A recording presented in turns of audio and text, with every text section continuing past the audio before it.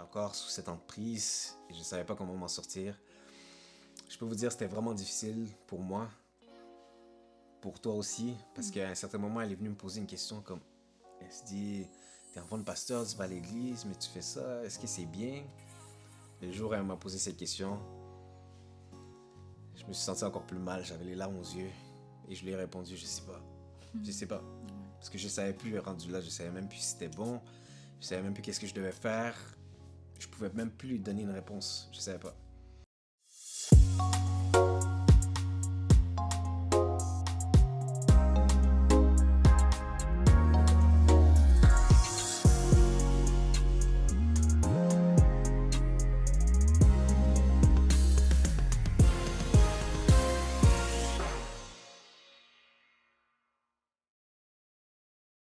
Bonjour, bienvenue à l'émission Change is Coming. Mon nom c'est Justin Mbaya et voici ma charmante épouse Kamia Mbaya. Yes, on est là aujourd'hui pour vous présenter cette nouvelle émission dans laquelle on va présenter des témoignages, de la musique gospel et aussi des messages pour vous inspirer. Yes, et tout au long de cette émission, on veut être sûr de rester le plus real et transparent avec vous pour possiblement pouvoir influencer positivement la vie à quelqu'un comme nous. Donc aujourd'hui, on commence la première partie sur 3 de notre témoignage. Donc je sais que c'est attendu par plusieurs, mais aujourd'hui c'est le temps. Ouais. On voulait le faire depuis longtemps, mais maintenant c'est le temps. Donc, il va y avoir 3 parties. On commence aujourd'hui avec la partie les perspectives à Justin et son témoignage. Ensuite, dans la partie 2, on va toucher à mon témoignage personnel jusqu'à notre rencontre. Et la 3e partie, c'est la plus chaude. C'est la plus chaude. Ça va être en fait tous les obstacles qu'on a vécus dans notre relation jusqu'à temps qu'on puisse enfin se marier en 2021. Donc, on a très hâte. Juste avant de commencer, un rappel de like, subscribe et partager, surtout si le message vous touche ou si ça peut vous faire penser à quelqu'un. On a besoin de votre aide, on a besoin de votre support. Donc, partagez cette vidéo, like and subscribe. Thank you. Yes. Je vais remonter en arrière pour vous mettre en contexte. J'ai grandi à l'église toute ma vie, je pourrais dire. Littéralement, mes parents sont pasteurs, puis depuis que je suis né, je dirais, jusqu'à maintenant, tous les dimanches, je suis à l'église. Et je joue la batterie depuis que j'ai commencé tous les dimanches. Et c'est un peu comme ça que j'ai grandi. Mais vers 2015, c'est là que j'ai commencé à me rechercher moi-même et chercher à découvrir qu'est-ce que je veux faire de ma vie, comme métier, comme domaine en général. Et c'est pas mal là que j'ai commencé à explorer le monde de la musique. Donc je vous dirais, durant cette période, j'ai cherché à me découvrir. Donc j'ai rencontré en même temps quelqu'un que je pensais devoir marier, selon mes critères que j'avais en 2015 et selon la pensée et la mentalité que j'avais, je croyais que c'était cette personne-là. Et j'étais convaincu complètement. Donc j'ai commencé à parler avec cette personne. J'ai continué avec le temps. Je me suis dit, ok, c'est le temps de la présenter à ma famille. Donc, je l'ai présentée à mes sœurs. Ils ont dit, ok, elle est bien, ok. Donc, je me suis dit, ok, avant de la présenter à mes parents, je vais peut-être avoir une discussion sérieuse avec elle pour voir comme, où est-ce qu'on peut aller à partir de là. Et durant cette discussion, bon, je peux vous dire, premièrement, j'ai posé des questions vraiment claires et directes. Parce que tu te vois dans 5 ans, j'avais une liste de questions déjà prêtes. Et lorsque j'ai posé ces questions, les réponses m'ont vraiment choqué. Je m'attendais pas à ça. Moi, je croyais que c'était cette personne-là et qu'on allait tous s'aligner sur les réponses. C'était complètement différent. Donc, j'étais choqué par les réponses que j'ai entendues. J'étais pas satisfait du tout. Donc, le soir même, j'ai arrêté de parler à cette personne et j'étais complètement détruit. J'étais malheureux.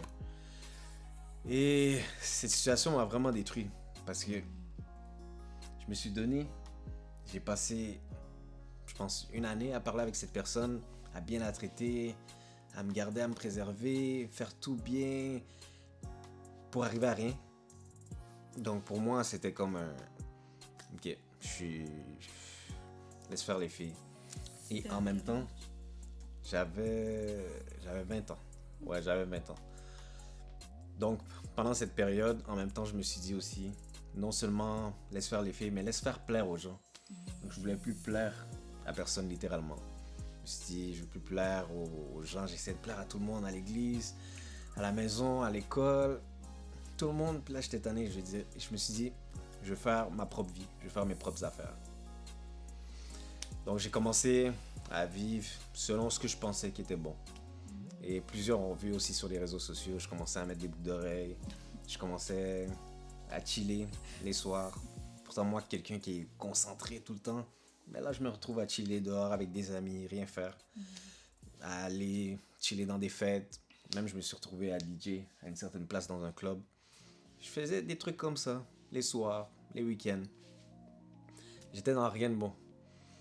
Donc je vivais comme ça. Et pendant cette période, il y avait quelqu'un dans notre entourage, une jeune fille, que je connaissais un peu, mais pas trop. J'ai décidé de commencer à parler avec elle. Et je me suis retrouvé à être chez cette jeune fille. Et avec la mentalité que j'avais, j'ai précipité les choses. Et j'ai eu des relations intimes avec cette personne-là. Juste comme ça. Et même quand j'y pense, ça me dérange parce que j'ai juste fait ça comme ça, un coup de tête. Le soir même, quand je suis rentré chez moi, je me souviens encore, j'étais en train de pleurer, je me sentais mal, je me disais, mais qu'est-ce que je viens de faire là? Qu'est-ce que j'ai fait? Donc le lendemain, j'ai rappelé la personne, j'ai essayé, je savais pas quoi faire, mais j'ai essayé de d'expliquer, c'est pas ça que je voulais. J'ai essayé de m'excuser du mieux que je pouvais. J'ai essayé de tout dire pour essayer de faire comprendre que c'est pas ça que je voulais. J'ai essayé de demander pardon à Dieu aussi. Et cette situation s'est réglée, on va dire ça comme ça. Mais je croyais qu'en disant je m'excuse et tout ça, ça allait tout régler. Mais c'était pas ça du tout. À l'intérieur de moi, j'étais encore brisé.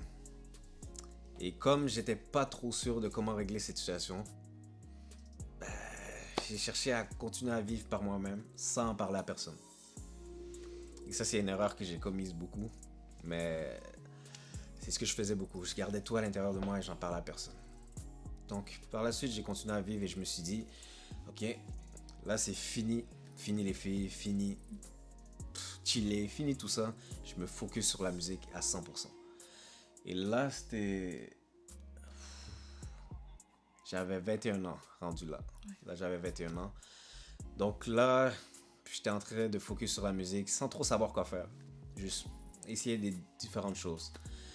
Mais arrivé le 1er janvier 2018, c'est là que j'ai pris la décision de me lancer à temps plein dans la musique, comme producteur de musique, dans le studio dans lequel on est en ce moment, Make Way Studio.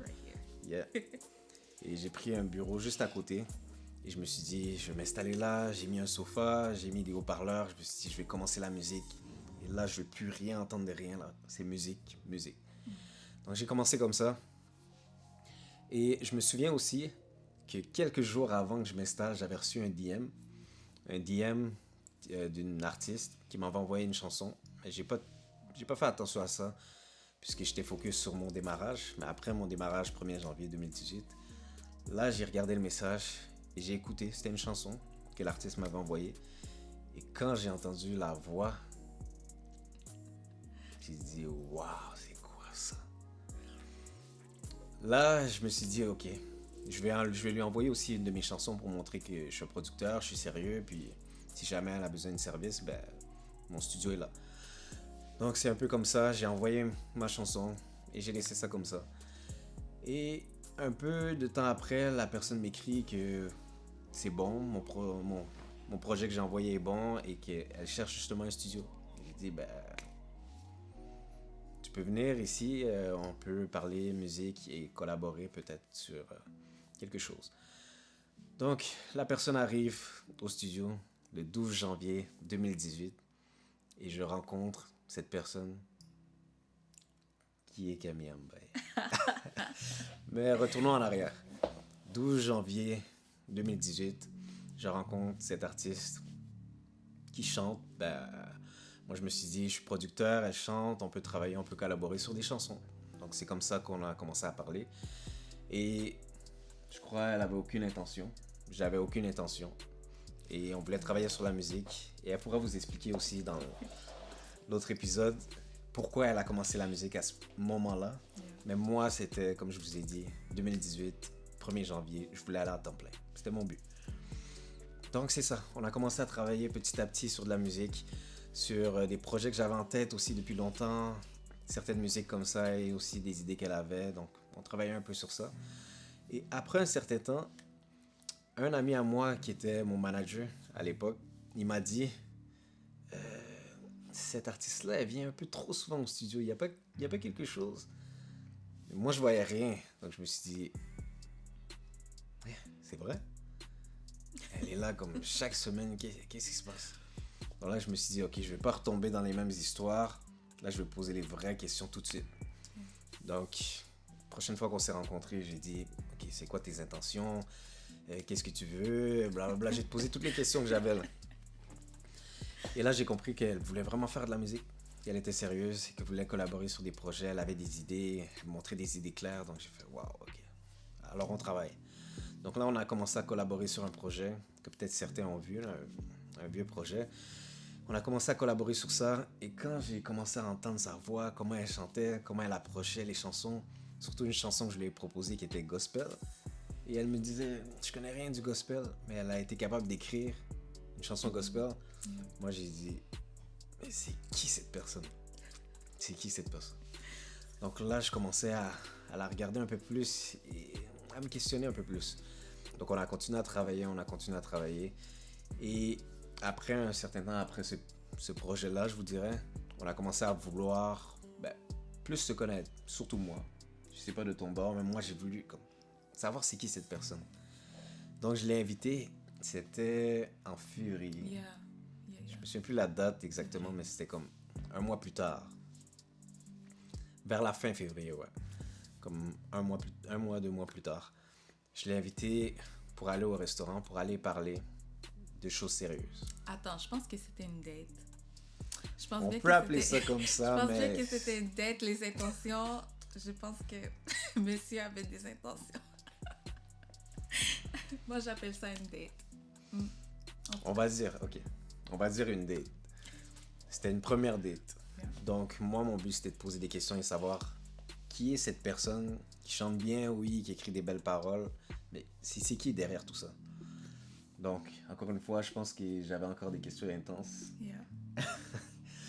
Toujours avec des questions intenses. Ton histoire, tu viens d'où? Qu'est-ce que t'as mangé? Tout. J'ai tout posé les questions. Et quand j'ai commencé à écouter ses réponses, surtout par rapport à son histoire, son témoignage, d'où elle vient, j'avais les larmes aux yeux. Même jusqu'à aujourd'hui, j'ai jamais entendu un témoignage comme ton témoignage. Pour être vivante et marcher comme ça aujourd'hui, c'est un miracle déjà. Tout ce qu'elle a traversé, c'est incroyable. Je me suis dit, comment quelqu'un comme ça, je peux rencontrer quelqu'un comme ça? J'étais vraiment touché, je voulais la connaître encore plus. Et je me posais aussi des questions, comment quelqu'un comme ça, elle connaît pas Dieu, mais elle a vécu des choses incroyables. Donc on a commencé à parler de beaucoup de choses. J'ai commencé à lui dire, ouais, moi je viens de telle place, je suis enfant de pasteur, blablabla, tout ça, on a commencé à parler. Et c'est ça. La soirée a fini, on a continué à se voir au studio. Et aussi un peu en dehors du studio. Et là, les feelings ont commencé, les sentiments ont commencé un peu plus. Et là, je me retrouvais encore dans la même situation où est-ce que j'ai les feelings et je sais pas quoi faire, je sais pas comment gérer. Donc c'était un peu tout ça. On a commencé à se voir, prendre des crèmes glacées. On a commencé à se voir, même chez elle. On a commencé à faire des petits soupers, des choses comme ça. Et encore une fois, comme je vous ai dit,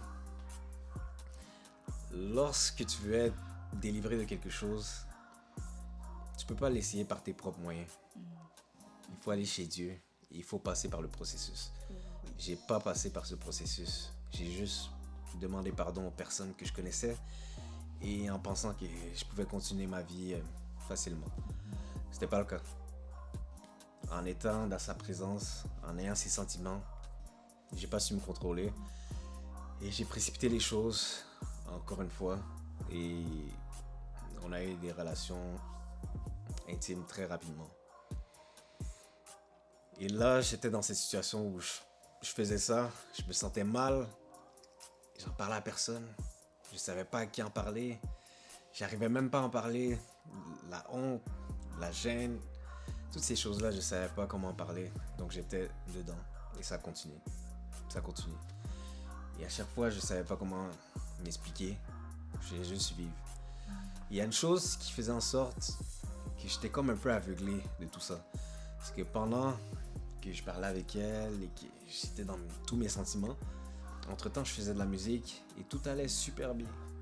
Donc tout allait super bien, j'avais des contrats, je travaillais avec des artistes connus, les réseaux sociaux, ça montait, tout allait bien, mais de l'autre côté, à l'intérieur, j'étais complètement détruit.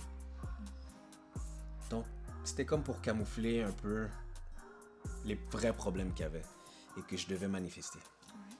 Mais j'en parlais pas. Donc je vivais comme ça et je continuais comme ça. Ça continuait pendant un certain temps. Et je dirais par la suite, je savais plus quoi faire. J'étais sous l'emprise de mes sentiments. Je savais pas quoi faire. Donc je me suis dit, qu'est-ce que je peux faire? Je me suis dit, si je l'amène à l'église, peut-être si on va à l'église, ça va être mieux. Je pourrais être délivré, elle serait délivrée, on serait bon. C'est ce que je me suis dit. Donc j'ai décidé de l'amener à l'église, mais avant, la présenter à ma mère. Parce que je voulais parler à ma mère d'elle, puisqu'elle était quelqu'un d'important pour moi. J'ai parlé d'elle à ma mère et c'était toute une rencontre. Hein? Yep. Je pense qu'on aura la chance d'en reparler plus tard. Mais après cette rencontre avec ma maman, on est allé à l'église et elle a commencé à venir à l'église petit à petit. Et je pense que tu pourrais aussi expliquer à l'église comment elle voyait les choses, première fois à l'église. Donc c'était un peu ça. Je venais à l'église, mais en même temps, j'étais encore sous l'emprise de ces sentiments que je manifestais pas. Donc j'en parlais pas. Et à un certain moment, une certaine journée précisément, je suis arrivé en retard à l'église. Et je suis arrivé avec elle, en retard à l'église. Et directement, mon père a vu que... Premièrement, qu'est-ce qu'il fait arriver en retard à l'église avec cette personne? Ils viennent ensemble. Et qu'est-ce qui se passe ici? C'était pas clair. Il faut comprendre qu'il y a un aspect culturel aussi dedans, c'est ça. Peut-être que ça peut être normal pour certaines personnes, mais arriver, je pense, à l'église avec une amie femme, Une copine. c'est un peu comme on comprend rien dans la culture, donc... Ouais, c'était un mélange de tout ça. Donc, moi, je suis arrivé à l'église et je voulais monter à la batterie comme d'habitude, comme tous les dimanches. Et on m'a fait asseoir. On m'a dit, tu montes pas. Donc, je suis resté assis.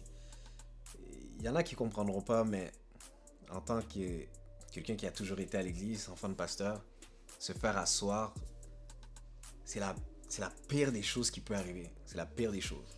En plus, devant tout le monde, tu te fais asseoir, et les gens se disent, ok, tu te fais asseoir. Tout le monde sait qu'il y a un problème. Je me suis fait asseoir, j'avais des larmes aux yeux tout le long. Première fois de ma vie que je suis assis dans l'église et que je peux pas aller jouer. J'avais les larmes aux yeux. Après, on m'a rencontré dans le bureau et encore une fois, j'arrivais pas à manifester mon problème. Ça voulait pas sortir. Je sais pas pourquoi, mais ça voulait pas sortir. La honte, la gêne, ça voulait pas sortir. Mais tout le monde voyait qu'il y avait quelque chose. Mais je voulais pas le dire, je voulais pas le manifester. Donc c'était vraiment comme ça. Après cette journée-là, ça a continué encore. J'étais encore sous cette emprise et je savais pas comment m'en sortir. Je peux vous dire, c'était vraiment difficile pour moi, pour toi aussi, parce qu'à un certain moment, elle est venue me poser une question comme, elle se dit, t'es enfant de pasteur, tu vas à l'église, mais tu fais ça, est-ce que c'est bien? Le jour où elle m'a posé cette question, je me suis senti encore plus mal, j'avais les larmes aux yeux et je lui ai répondu, je sais pas. Je sais pas. Parce que je savais plus rendu là, je savais même plus si c'était bon, je savais même plus qu'est-ce que je devais faire, je pouvais même plus lui donner une réponse, je savais pas. Et c'était vraiment comme ça. Et il y a beaucoup de choses qui se sont passées par la suite qui sont vraiment sérieuses. On va entrer en détail là-dessus. Mais je veux juste dire que c'est très important de consulter et de parler de nos problèmes. Lorsqu'on a des problèmes, souvent nous les jeunes, surtout les jeunes gars, on a des problèmes, on a des trucs à l'intérieur, on n'est pas capable de s'en sortir, on est sous l'emprise d'une tentation, de quelque chose. Peu importe c'est quoi, des fois on n'en parle pas. Je veux vous dire qu'il y a toujours quelqu'un qui est prêt à nous écouter. Premièrement, il faut savoir c'est quoi notre problème et le dire, le verbaliser, savoir c'est quoi. Deuxièmement, il faut en parler à Dieu. Et Dieu va nous guider pour savoir à qui en parler. À un professionnel ou à un pasteur, à quelqu'un, un proche, quelqu'un de confiance pour pouvoir vraiment travailler et pour pouvoir être délivré, littéralement. Parce que sans ça, ça va juste recommencer. Donc, je vais m'arrêter là-dessus. On va continuer le prochain épisode sur sa perspective et aussi plus de détails sur certaines choses. Et on va, comme j'ai dit, tout dire jusqu'à la fin. C'est ça. Il y a encore des parties qui me choquent des fois quand tu dis, parce qu'on dirait que j'ai une perspective complètement différente. Complètement différente. Parce que j'ai pas grandi dans l'église. Et ouais, il y a beaucoup de choses que j'ai pas réalisées, que j'ai pas vues. Puis ça me choque encore aujourd'hui quand j'entends, même si c'est pas la première fois que j'entends son histoire. Puis je pense que ça serait intéressant peut-être un jour de toucher sur, ben, c'est quoi les raisons qui ont fait en sorte que tu t'es pas senti capable de consulter quelqu'un?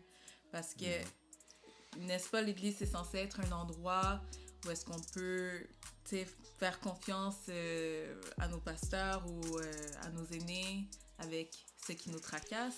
Mais il y a comme une réticence qu'on sent des fois par rapport à nos problèmes qui nous empêche de consulter. Fait que ça serait intéressant de discuter sur ça puis d'en venir à c'est quoi le problème finalement. Pourquoi les jeunes se sentent pas à l'aise de confesser leurs problèmes ou de parler de leurs problèmes à leur aîné. Ouais. Ça, il va falloir faire un autre épisode rentrer en détail. Yes. Parce que c'est tout un sujet. Puis, je suis pas le seul qui vit ça. Genre, j'ai des histoires que j'ai entendues aussi.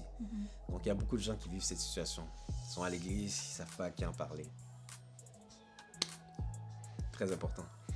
Donc, comme on l'a dit, on va toucher des points très sérieux dans les prochains épisodes. Donc, écoutez les prochains épisodes jusqu'à la fin. Posez vos questions, écrivez en commentaire vos témoignages, comment ça vous a touché.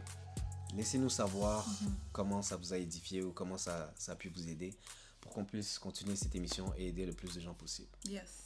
Donc, on vous revoit à la partie 2 pour mon témoignage et on vous dit à bientôt. Yes.